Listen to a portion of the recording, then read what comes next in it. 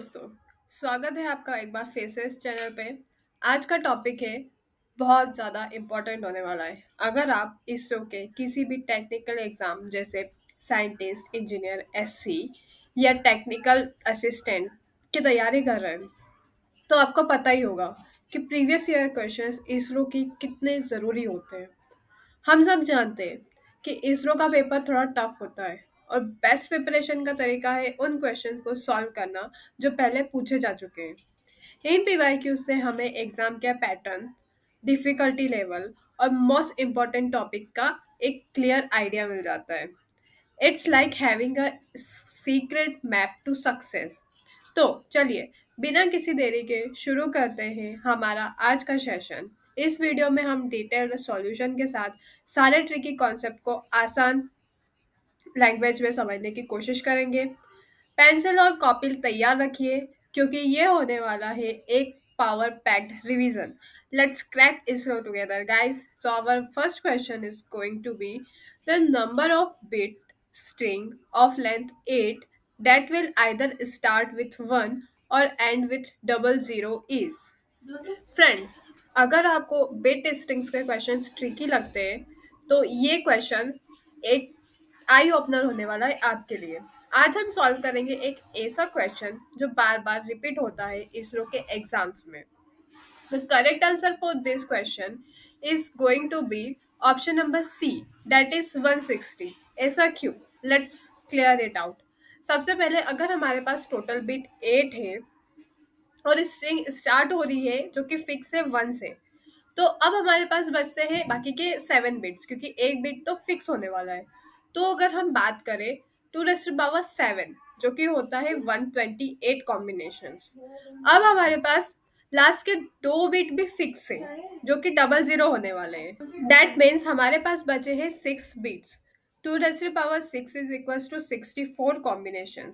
That's why अगर हम start 1 से कर रहे हैं और एंड डबल जीरो से कर रहे हैं, तो हमारी टोटल कॉम्बिनेशंस 32 कॉम्बिनेशंस होने वाले हैं। अगर हम इन सब को कंबाइन करें, the correct answer will going to be option number C, that is 160। Now moving to our next question. A CPU scheduling algorithm determines an order for the execution of its scheduled process. Given n process to be scheduled on one processor, how many possible different schedules are there? Friends, अगर आपको CPU scheduling के questions confusing लगते हैं, तो आज हम इस question की क्लैरिटी के साथ साथ आपकी सीपीयू शेड्यूलिंग के क्वेश्चंस की भी क्लैरिटी करने वाले हैं। चलिए देखते हैं। तो correct answer for this question will going to be option number C, that is n factorial. Because एक प्रोसेसर है और एन प्रोसेसेस हैं। हर प्रोसेस को एक यूनिक ऑर्डर में एग्जीक्यूट करना है। ऑर्डर मैटर करता है यहाँ पे। मतलब अगर प्रोसेस ए पहले चले और प्रोसेस बी बाद में चले, तो वो अलग शेड्यूल है, और अगर बी पहले चले और ए बाद में, तो वो दूसरा शेड्यूल है। तो total number of unique schedules will be n factorial.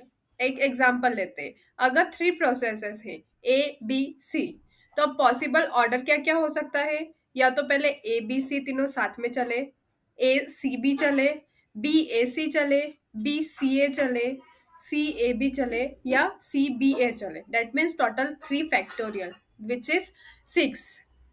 Now, moving toward our next question, the number of edge in a n vertices complete graph is. The correct answer is going to be option number A, n into n minus 1 by 2।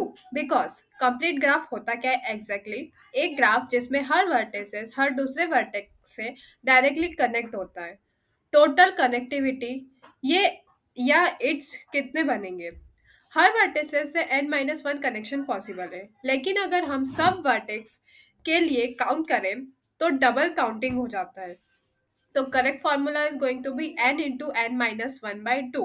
Let's take an example. अगर हमारे पास n 4 है, तो total as जो होने वाले हैं 4 into 4 - 1/2, that is 12/2 is 6। Now moving toward our next question. Maximum number of simple graph possible with n vertices. The correct answer will going to be option number A, that is 2 raised to the power n into n minus one by to.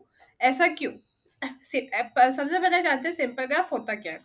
Simple graph मतलब no loops, no multiple edges और undirected edges only. अगर n vertex है तो maximum कितने ads हो सकते हैं? हर pair of vertices के बीच एक एड्ज हो सकता है, तो total pair will going to be n into n minus one by two. हर एड्ज के लिए दो ऑप्शन होते हैं, या तो एड्ज हो वन या फिर एड्ज हो जीरो। तो total number of simple graphs will going to be 2 into n into n minus 1 by 2. That is option number A. Now moving to our next question. Which of the following are true?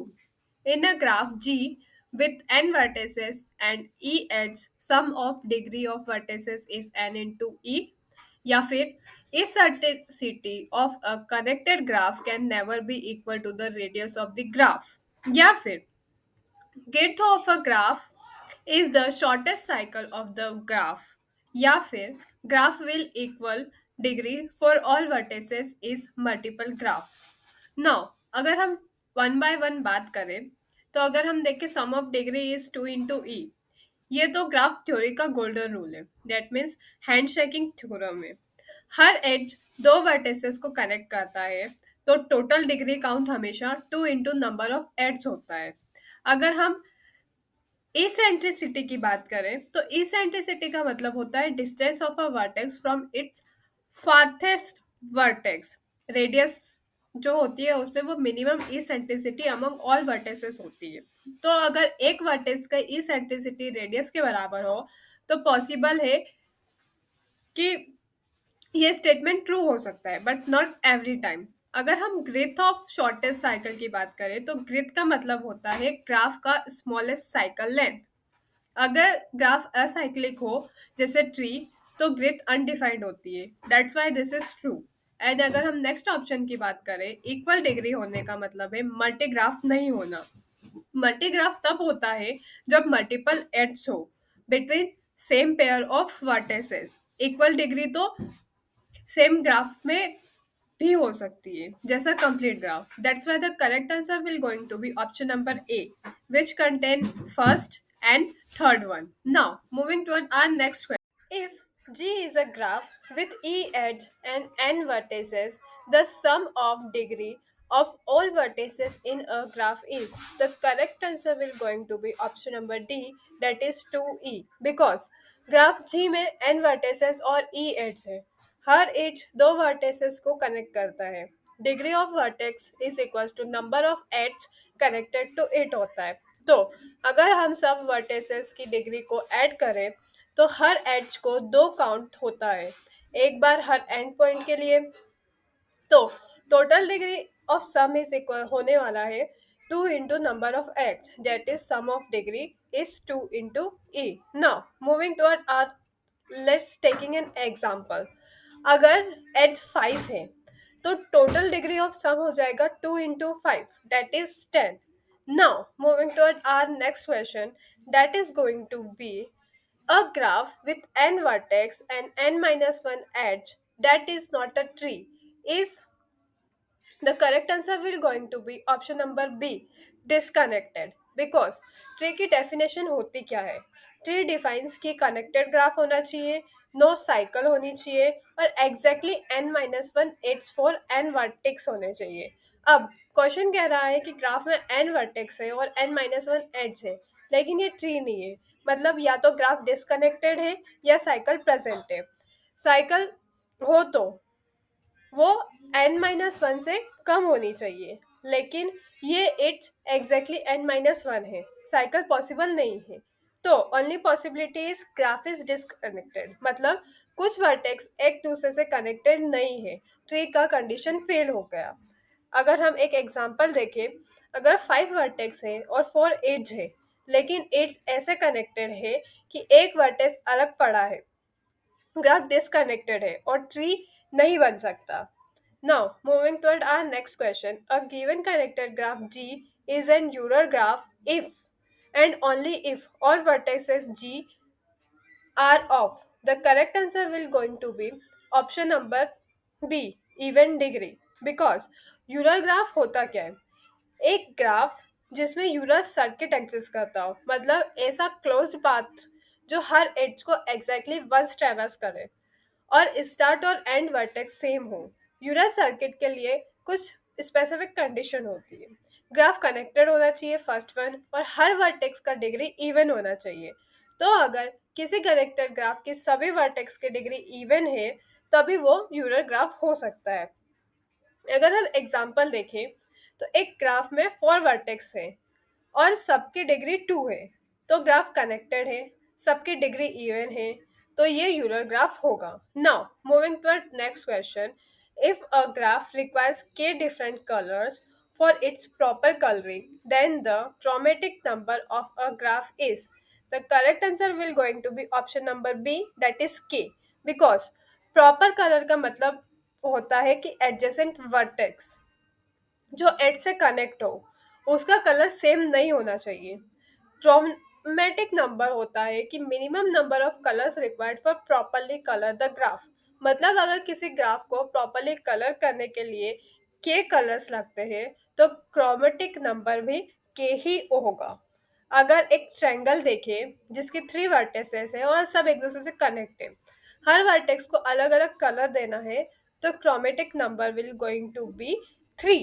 Now, moving toward our next question, that is the number of distinct simple graph with up to 3 node is.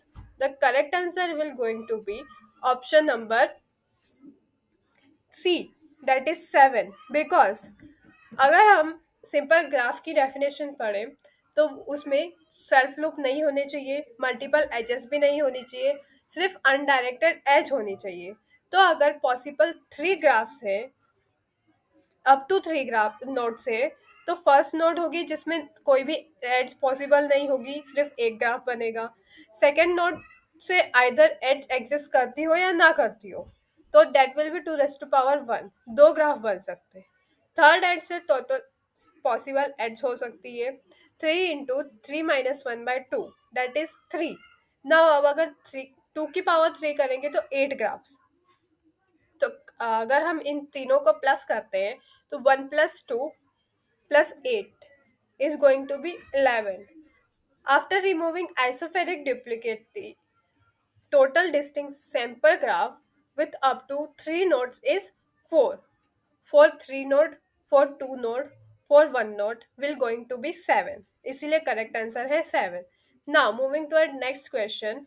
The maximum number of edges in a node undirected graph without self loop. The correct answer will going to be option number B, that is n into n - 1/2, because जो undirected graph होता है उसका मतलब है हर edge दो अलग vertex को कनेक्ट कर रही है, और ऑल्सो उसमें सेल्फ लूप नहीं है, मतलब वो खुद ही वर्टेक्स के ऊपर खुद ही नहीं जा रहा है। टोटल पॉसिबल एड्स जो होते हैं वो नंबर ऑफ यूनिक वर्टेसेस होते हैं। हर पेयर के बीच एक एड्ज हो सकती है। Total pair is n into n - 1/2, इसीलिए total maximum number of edges भी हो जाएंगे n into n - 1/2।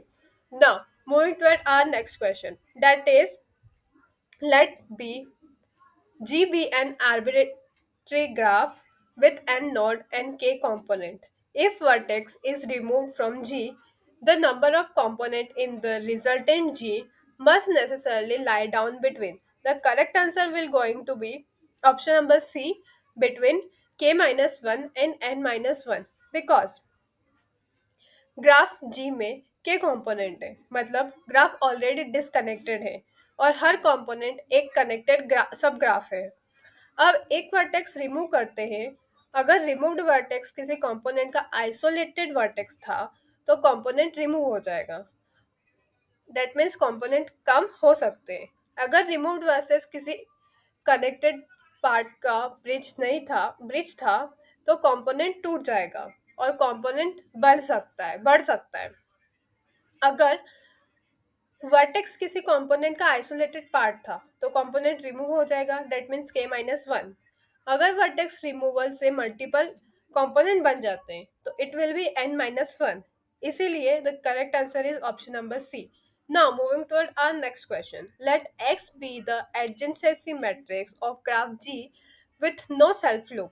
The entries along the principal diagonal of X are option number A all zeros because adjacency matrix एक square matrix है जिसमें rows और columns graph के vertex को represent करते हैं। Entries X of I of J होती है। एक अगर वर्टेक्स आई है और जे के बीच एड्ज है, वरना जीरो। मतलब वर्टेक्स आई का खुद से कनेक्शन सेल्फ लूप होता है, तो किसी भी वर्टेक्स का खुद से एज नहीं होगा। इसका मतलब प्रिंसिपल डायगोनल के सब एंट्रीज जीरो होंगे। इसलिए correct answer is option number A. Now moving to next question. एक ग्राफ दिया हुआ है, हमें उस ग्राफ का करेक्ट सीक्वेंस बताना है। फ्रेंड्स, इसका वैसे तो इसका करेक्ट आंसर होने वाला है option number D, A, B और सी। नाउ चेक करते हैं ऐसा क्यों। सबसे पहले स्ट्रॉन्ग कनेक्टेड कंपोनेंट एससीसी का होता क्या है। जो डायरेक्टेड ग्राफ का ऐसा सबसेट जिसमें हर नोड से हर दूसरे नोड तक पाथ एग्जिस्ट करता हो और वो पाथ डायरेक्शन को रिप्रेजेंट करता हो। अब हमें जो दिया गया है उसके अकॉर्डिंगली ए से बी तक जा सकते हैं और ए से डी तक जा सकते हैं, बी से सी तक जा सकते हैं, सी से डी तक जा सकते हैं और डी से ए तक जा सकते हैं। बट ए से बी, सी और डी चारों में एक स्ट्रांगली कनेक्टेड कंपोनेंट है। इसीलिए correct answer will going to be option number D, A, B और सी, क्योंकि उसमें साइकिल नहीं होती है। Now moving to our next question. A graph in which all nodes are of equal degree is known as. The correct answer will going to be option number B, that is regular graph. Why? Degree of a node is equals to number of edge connected to it. अगर graph में सभी nodes की degree same हो तो उसे कहते हैं regular graph. Confusion होती है मल्टी ग्राफ और कंप्लीट ग्राफ के बीच में। मल्टी ग्राफ होता है वो ग्राफ होता है जिसमें मल्टीपल एड्ज अलाउ करते हैं दो सेम पेयर ऑफ नोड्स के बीच में। और कंप्लीट ग्राफ वो होता है जहाँ पे हर नोड हर दूसरे नोड से कनेक्ट होता है। रेगुलर ग्राफ में सिर्फ डिग्री सेम होना जरूरी होती है, चाहे कंप्लीट हो या ना हो। इसीलिए the correct answer is regular graph. एक एग्जांपल देखते हैं। अगर 4 नोड है और हर नोड की डिग्री 2 है तो ग्राफ रेगुलर है, लेकिन कंप्लीट ग्राफ नहीं है, क्योंकि कंप्लीट ग्राफ में डिग्री n-1 यानी कि 3 होनी चाहिए। Now moving to our next question. In a graph G there is one and only one path between every pair of vertices, then G is a. The correct answer will going to be option number C, that is 3, because graph connected है, हर दो vertex के बीच में एक unique path है, कोई cycle नहीं है, क्योंकि साइकिल होने से मल्टीपल पाथ पॉसिबल हो जाते हैं। ये डेफिनेशन हमें ट्री के साइड लेके जाती है, क्योंकि ट्री की प्रॉपर्टीज ये कहती है कि कनेक्टेड ग्राफ होनी चाहिए, कोई साइकिल्स नहीं होनी चाहिए और हर एक पाथ के बीच में एक वर्टेक्सेस का पेयर होना चाहिए। इसीलिए the correct answer is tree.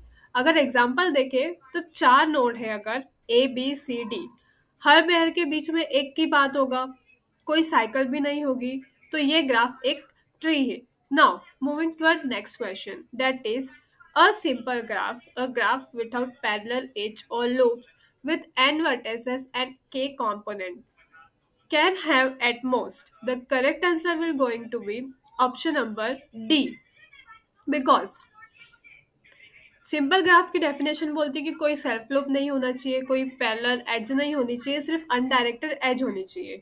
Graph में के कंपोनेंट है, मतलब ग्राफ डिसकनेक्टेड है, हर कंपोनेंट एक कनेक्टेड सब ग्राफ है।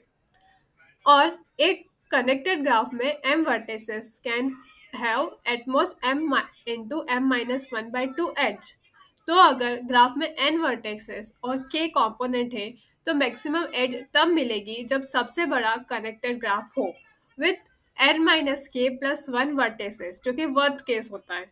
पर क्वेश्चन में पूछा है मैक्सिमम एज पॉसिबल ओवरऑल, मतलब combine as many vertices as possible into one component. So, one component has n minus k plus 1 vertices. बची कितनी? k minus 1 component है 1 vertices.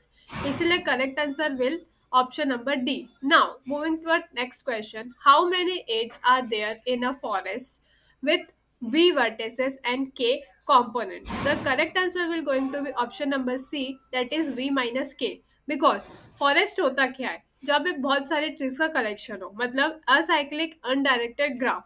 हर कंपोनेंट एक ट्री होता है। अगर एक ट्री में n वर्टिसेस है तो उसमें n-1 एड्स होंगे। और फॉरेस्ट में k ट्रीज है, मतलब k कंपोनेंट है, तो वर्टाइसेस टोटल v होंगे और टोटल 8 v माइनस k होंगे। इसीलिए correct answer is option number C. Now moving toward our next question, that is the number of edges in a regular graph of degree d and n vertices is, the correct answer will going to be option number D, n into d by 2, because regular graph में हर vertices की degree same होती है। Degree d और total vertices n है, मतलब सम of degree होने वाला है n इंटू डी, क्योंकि हर वर्टिसेस की डिग्री d है।